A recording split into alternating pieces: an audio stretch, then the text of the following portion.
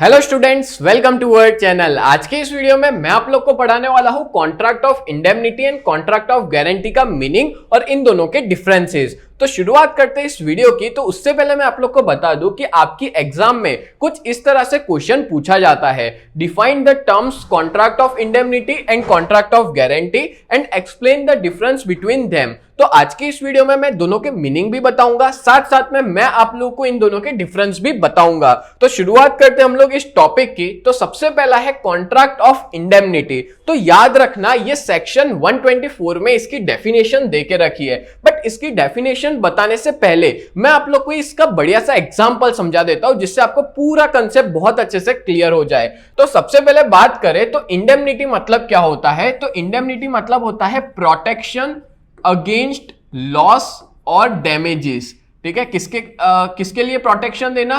तो भाई हमारा जो भी लॉस हुआ है या तो जो भी डैमेजेस हुए हैं उसके लिए एक तरह से प्रोटेक्शन है ये हमारा इंडेमनिटी। क्लियर? अब इसका एग्जांपल हम लोग देखते हैं। फॉर एग्जांपल, एक बंदा है जिसका नाम है राहुल। ठीक है, अब राहुल है, उसके पास है उसकी एक एक्टिवा। अब उसकी एक फ्रेंड है प्रीति।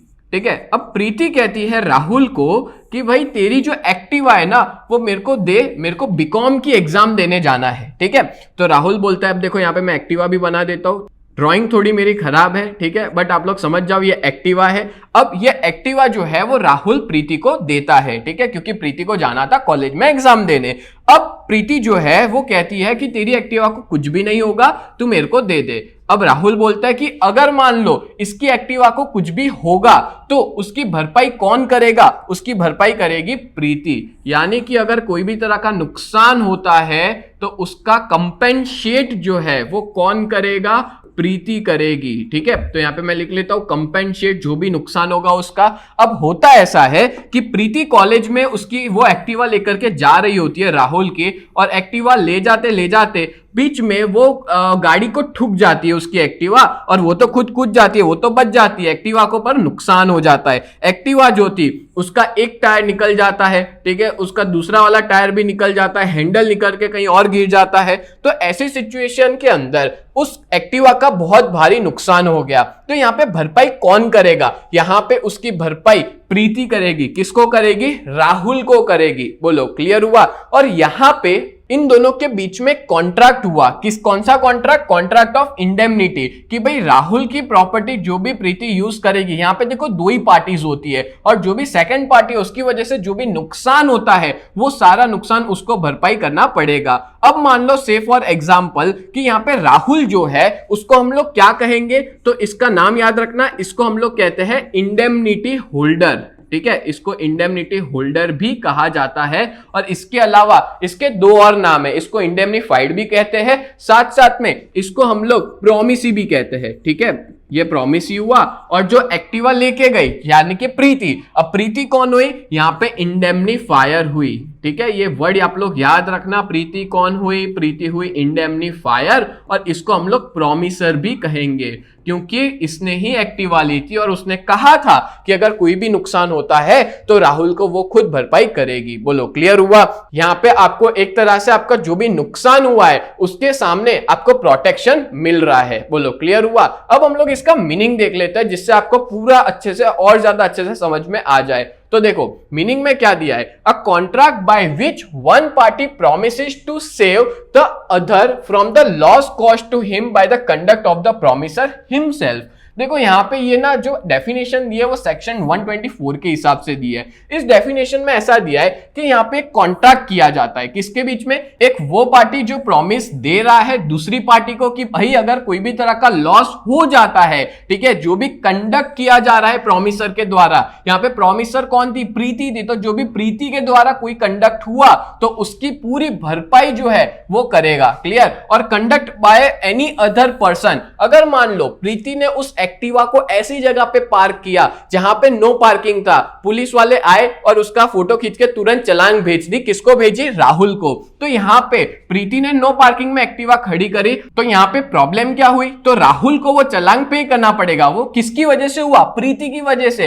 तो कोई भी ऐसा कंडक्ट जो प्रीति करती है या तो किसी थर्ड पर्सन की वजह से होता है, तो वो सारा जो भी नुकसान हुआ है उसका पेमेंट राहुल को मिलना चाहिए। बोलो क्लियर हुआ? और उसी को ही हम लोग क्या कहते हैं? कॉन्ट्रैक्ट ऑफ इंडेमनिटी कहते हैं। डन। एक और चीज मैं आपको बता दूं कि जो कॉन्ट्रैक्ट ऑफ इंडेमनिटी होता है ना, वो दो तरह से होते हैं। एक तो हम लोग इसको कहेंगे, एक होता है इंप्लाइड और दूसरा होता है एक्सप्रेस। ठीक है, इंप्लाइड और एक्सप्रेस क्या होता है वो बता देता हूं। से फॉर एग्जांपल, अगर आप लोग जैसे यहां पे राहुल ने ना पहले से ही क्लियर कर दिया था कि अगर कोई भी तरह का नुकसान हुआ तो उसकी भरपाई प्रीति करेगी। राहुल बहुत चालाक निकला, उसने पहले से ही बता दिया। ठीक है, तो यहां पे एक्सप्रेस हो गया। इंप्लाइड मतलब क्या होता है कि समझने की बात होती है, अंडरस्टैंडिंग होती है। हाँ कि भाई दोनों पार्टीज के बीच में अगर नुकसान होता है तो भाई अपने आप ही उसको भरपाई करना रहेगा। से फॉर एग्जांपल, मैं आपको एग्जांपल यहां पे आपकी मम्मी और आपकी बुआ का देता हूं। ठीक है, आपने जनरली देखा होगा आपकी मम्मी या आपकी बुआ है, ठीक है, वो लोग आपस में कपड़े जो है वो एक्सचेंज करते रहते हैं। जैसे उनकी साड़ी आपकी मम्मी ने ली या आपकी मम्मी की जो साड़ी है वो आपकी बुआ ने ली है। अब हुआ ये, एक बार आपकी बुआ ने आपकी मम्मी से साड़ी ली थी, ठीक है, और वो साड़ी जल गई। तो उस सिचुएशन के अंदर बुआ अपने आप समझ जाती है कि भाई मेरे को आपकी मम्मी को क्या करना पड़ेगा? पैसा पे करना होगा। तो जो भी साड़ी जल गई, ठीक है, तो वो जलने का जो भी कंपेंसेशन होगा वो आपकी बुआ किसको करेगी? आपकी मम्मी को। तो ये तो समझने की बात होती है, एक इंप्लाइड कॉन्ट्रैक्ट होता है। बोलो क्लियर हुआ? तो कॉन्ट्रैक्ट ऑफ इंडेमनिटी आपको कोई भी तरह के लॉस और डैमेज से बचाता है। और यहां पे याद रखना दोनों पार्टीज, एक पार्टी होती है इंडेमनिफायर जिसको प्रॉमिसर भी कहते हैं, और दूसरी पार्टी इंडेमनिटी होल्डर और प्रॉमिसी भी कही जाती है। चलो आगे बढ़ते हैं। Next, contract of guarantee. तो कॉन्ट्रैक्ट ऑफ गारंटी ना सेक्शन 126 के अंदर आती है। अब इसमें भी मीनिंग समझाने से पहले मैं आप लोग को बढ़िया से एक एग्जांपल समझा देता हूं। से फॉर एग्जांपल, एक पर्सन है यश करके, ठीक है। अब यश करके एक बंदा है, उसको चाहिए लोन। किससे चाहिए? एसबीआई बैंक से उसको चाहिए लोन, ठीक है। अब वो लोन लेने बैंक के पास जाता है और बैंक को कहता है कि भाई मेरे को 10 लाख रुपए की आप लोन दे दो। अब बैंक कहती है यश को कि भाई हमको ऐसा लगता है कि तू ये लोन को हमको वापस चुकाएगा नहीं, और इस वजह से एसबीआई जो है वो यश को मना कर देती है लोन देने से। यश बोलता है प्लीज प्लीज मुझे लोन दे दो, मैं कुछ भी करने को तैयार हूं, मैं अपने आप को भी बेचने को तैयार हूं, ठीक है, आप लोग लोन दे दो। पर यहां पे एसबीआई वाले मानते नहीं है, ठीक है। एसबीआई वाले बोले कि हमको आप पे भरोसा नहीं है, अगर आपने पैसा हमको नहीं दिया तो भाई हमारा नुकसान हो जाएगा, इसलिए एसबीआई वाले उसको लोन देने को तैयार नहीं है। अब यश कहता है मेरे जान पहचान में ना एक बढ़िया सा पर्सन है और वो नाम लेता है मेरा। वो कहता है कि ध्रुवल सर जो है ना वो बीच में रहेंगे और आप ऐसा करो कि अब मेरे को लोन दे दो। तो एसबीआई वाले बोले अच्छा ध्रुवल सर है, कोई बात नहीं है, ले जा लोन। और यहां पे वो मेरे से गारंटी लेती है बैंक कि अगर यश पैसा पे नहीं करेगा तो वो कौन पे करेंगे? ध्रुवल सर पे करेंगे। यानी कि गारंटी कौन दे रहा है? ध्रुवल सर दे रहे हैं। और अच्छा स्टूडेंट था मेरा, मैंने बोल दिया हाँ भाई ठीक है इसको लोन दे दो, अच्छा है कोई दिक्कत नहीं, आपको पैसा टाइम पे मिल जाएगा, ठीक है। तो ध्रुवल सर ने गारंटी दे दी एसबीआई को कि भाई आप इसको लोन दे सकते हो। बोलो क्लियर हुआ? अब सिचुएशन ये है कि फ्यूचर में जाके अगर यश फेल हो जाता है पैसा देने में, अगर वो पैसा नहीं दे पाता तो पता है आपको मेरे को पैसा देना पड़ेगा एसबीआई को, ध्रुवल सर को पैसा देना पड़ेगा एसबीआई को। तो ऐसी सिचुएशन में ये टोटल 3 पार्टीज है, इनको क्या कहा जाएगा? तो देखो एसबीआई जो है ना जो पैसा दे रही है तो उसको हम लोग कहेंगे क्रेडिटर। क्या कहेंगे हम लोग इसको? क्रेडिटर। डन। अब यश जो है वो पैसा ले रहा है तो उसको हम लोग कहेंगे प्रिंसिपल डेटर, ठीक है। याद रखना ये नाम जरूरी है, 3 पार्टीज होती है, एक क्रेडिटर, एक प्रिंसिपल डेटर, और ध्रुवल सर यहाँ पे गारंटी दे रहे हैं तो वो कौन हुए? श्योरिटी हुए, ठीक है। मैं श्योरिटी हूं, मैं गारंटी दे रहा हूं कि अगर वो पेमेंट नहीं करेगा तो कौन करेंगे? ध्रुवल सर पेमेंट करेंगे। बोलो क्लियर हुआ? तो इस तरह से टोटल 3 पार्टीज होती है इसके अंदर। डन। चलो अब अपने देखते हैं मीनिंग क्या देके रखा है। A contract of guarantee is a contract to perform the promise। ये contract of guarantee क्या होता है? एक तरह से contract है जहां पे promise perform करनी पड़ती है, और discharge the liability of the third person in case of his default. इसका मतलब क्या हुआ? डिफॉल्ट मतलब होता है कि अगर यश डिफॉल्ट कर जाता है, पेमेंट नहीं कर पाता, तो इस टाइम पे मेरे को यानी कि श्योरिटी को अपनी लायबिलिटी से डिस्चार्ज करना पड़ेगा। मतलब कि उसको गारंटी दी थी तो अब उसको पेमेंट करना पड़ेगा एसबीआई को। बोलो क्लियर हुआ? और यहां पे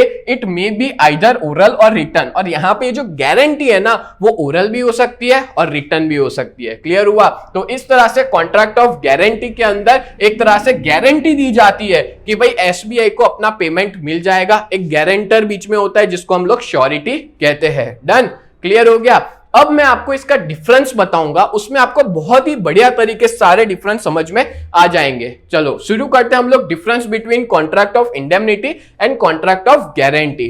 तो सबसे पहला देके रखा है इंटेंशन। अच्छा देखो इंटेंशन क्या होता है, तो the intention of contract of indemnity is to save the promisee from the loss और डैमेज। याद रखना यहां पे प्रोमिसी को लॉस और डैमेज से बचाने का काम कॉन्ट्रैक्ट ऑफ इंडेमनिटी का है। जैसे अभी अपने ने एग्जांपल देखा कि जो राहुल था, ठीक है, उसकी एक्टिवा का नुकसान हुआ तो वो बच गया क्योंकि उसने क्या किया था? कॉन्ट्रैक्ट ऑफ इंडेमनिटी किया हुआ था। ठीक है, तो ये कॉन्ट्रैक्ट का इंटेंशन ही ये होता है कि राहुल जैसे जो भी प्रॉमिसी है उन सबको बचाना, जिसको हम लोग इंडेमनिटी होल्डर भी कहते हैं। नेक्स्ट कॉन्ट्रैक्ट ऑफ गारंटी का इंटेंशन क्या है? तो यहाँ पे इंटेंशन होता है कि जो भी गारंटी है वो प्रोटेक्शन दिया जाए किसको? क्रेडिटर को। मैं हाईलाइट कर रहा हूं यहाँ पे प्रोटेक्शन किसको दिया जाना चाहिए? क्रेडिटर को। मतलब एसबीआई यहाँ पे मेन पार्टी है कि एसबीआई को अपना पैसा टाइम टू टाइम मिल जाना चाहिए, उसके साथ कोई भी तरह का गलत नहीं होना चाहिए। इसलिए यहां पे मैं यानी कि श्योरिटी बीच में रहा और उसने गारंटी ऑफ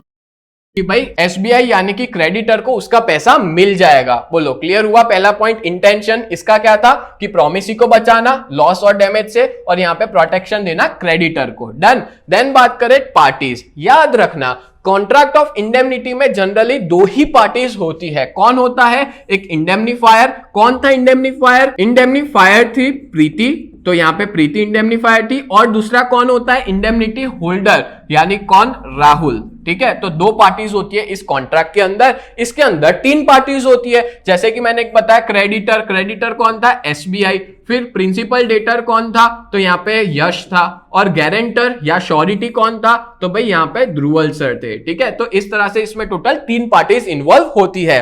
देन बात करें इंटरेस्ट, तो कॉन्ट्रैक्ट ऑफ इंडेमनिटी के अंदर जो इंटरेस्ट होता है इंडेमनिटी होल्डर का वो इंप्लाइड होता है। अगर वो बोलता भी नहीं है ना तो भी वो अपने आप लागू पड़ जाता है। जैसे अभी एग्जांपल दिया था ना मैंने आपकी मम्मी और बुआ का, ठीक है, उसी तरह से कि ये इंप्लाइड देखने को मिलता है। जबकि कॉन्ट्रैक्ट ऑफ गारंटी के अंदर जो श्योरिटी है वो प्रॉमिस करता है कि वो कोई भी तरह के डैमेजेस को पे कर देगा, बट इसका कोई भी तरह का इंटरेस्ट नहीं होता कॉन्ट्रैक्ट के अंदर। जैसे एग्जांपल दूं तो यहां पे मैं जो था वो श्योरिटी था, ठीक है, कॉन्ट्रैक्ट ऑफ गारंटी में, और मेरे को कोई मतलब नहीं है कि कॉन्ट्रैक्ट के अंदर क्या है। बस मैं तो क्या काम करूंगा कि अगर कोई भी तरह का वो पैसा पे नहीं करेगा, डिफॉल्ट करेगा, तो मेरे को उसके डैमेजेस पे कर देने हैं क्रेडिटर को। क्लियर हो गया? तो ये अपने देखा इंटरेस्ट। अब आगे बढ़ने से पहले मैं आप लोग को एक इंपॉर्टेंट इंफॉर्मेशन देना चाहता हूं कि अगर आप लोग बीकॉम सेम 6 के अंदर हो ना तो हमारी बढ़िया सी एक बैच हमने लॉन्च की है जिसकी प्राइस 2399 है। बहुत ही ज्यादा रिजनेबल प्राइस है। इसमें टोटल 4 सब्जेक्ट तो पढ़ाते ही है,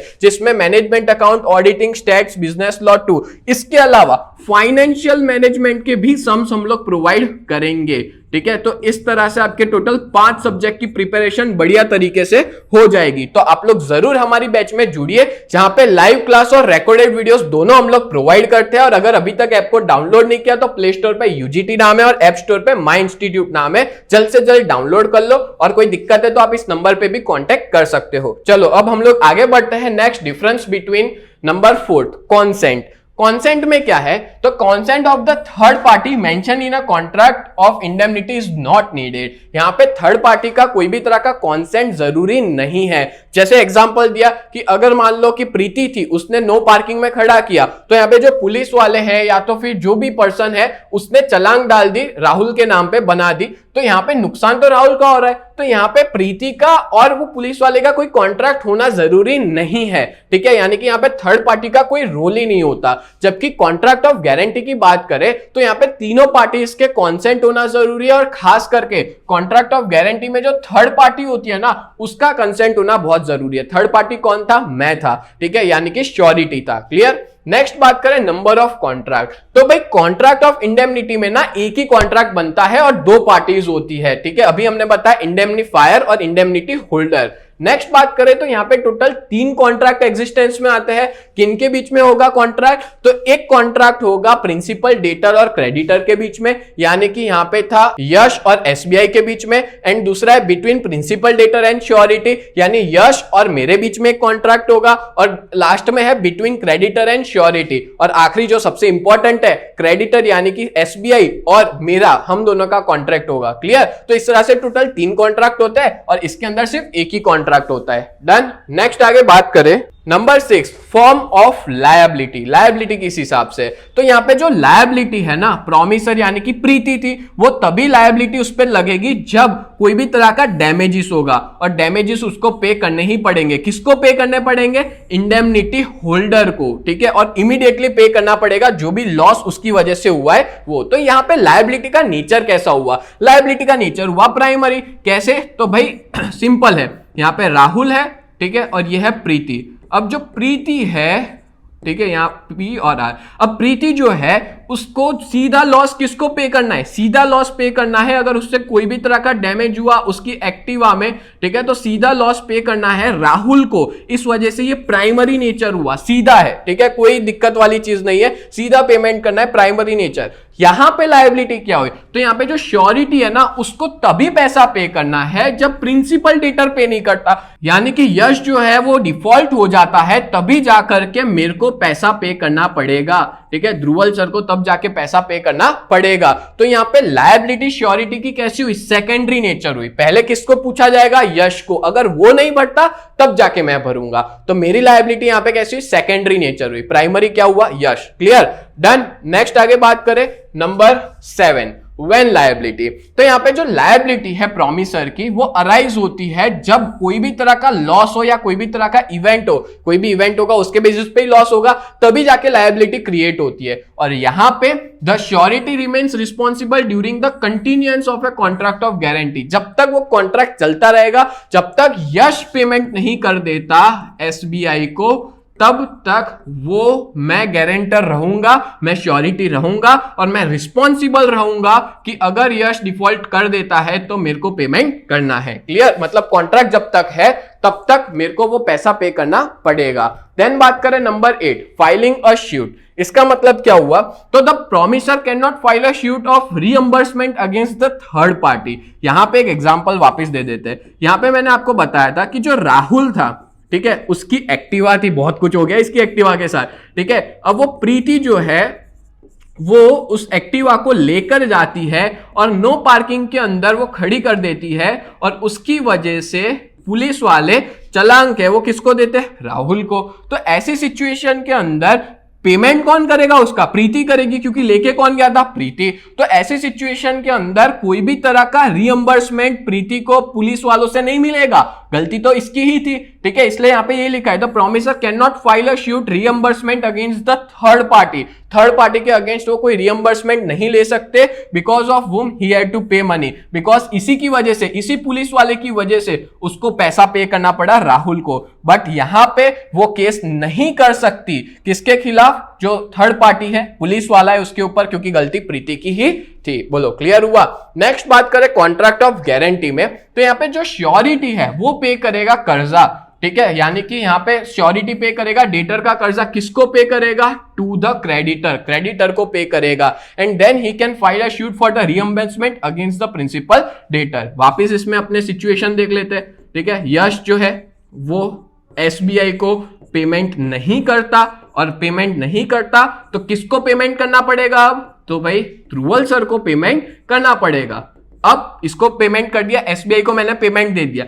अब मैं डालूंगा कोर्ट में केस, मैं जाऊंगा कोर्ट में और कोर्ट में जाके बोलूंगा कि भाई यश मेरे को पेमेंट नहीं दे रहा, जो भी पेमेंट मैंने एज अ गारंटर या श्योरिटी बन के लिया था वो यश मेरे को पेमेंट नहीं कर रहा, और मैं इसके खिलाफ केस कर सकता हूं। तो ये क्या हुआ? Filing a suit. यहाँ पे थर्ड पार्टी के खिलाफ कोई हम लोग केस नहीं कर सकते, और यहाँ पे कोई ध्रुवल सर्ट जो है यानी कि श्योरिटी है वो यस के सामने, यानी कि यस कौन हुआ, डेटर हुआ, उसके सामने केस कर सकते हैं, फाइलिंग अ सूट। बोलो क्लियर हुआ? तो इस तरह से टोटल मैंने 8 के 8 आपको डिफरेंस बिटवीन समझा दिए। तो उम्मीद करता हूं ये पूरा वीडियो आपको बहुत ज्यादा हेल्पफुल हुआ होगा। तो ऐसे ही वीडियोस देखने के लिए आप लोग हमारे चैनल को सब्सक्राइब करें। तो मिलते हैं नेक्स्ट वीडियो में, तब तक के लिए bye and thank you so much.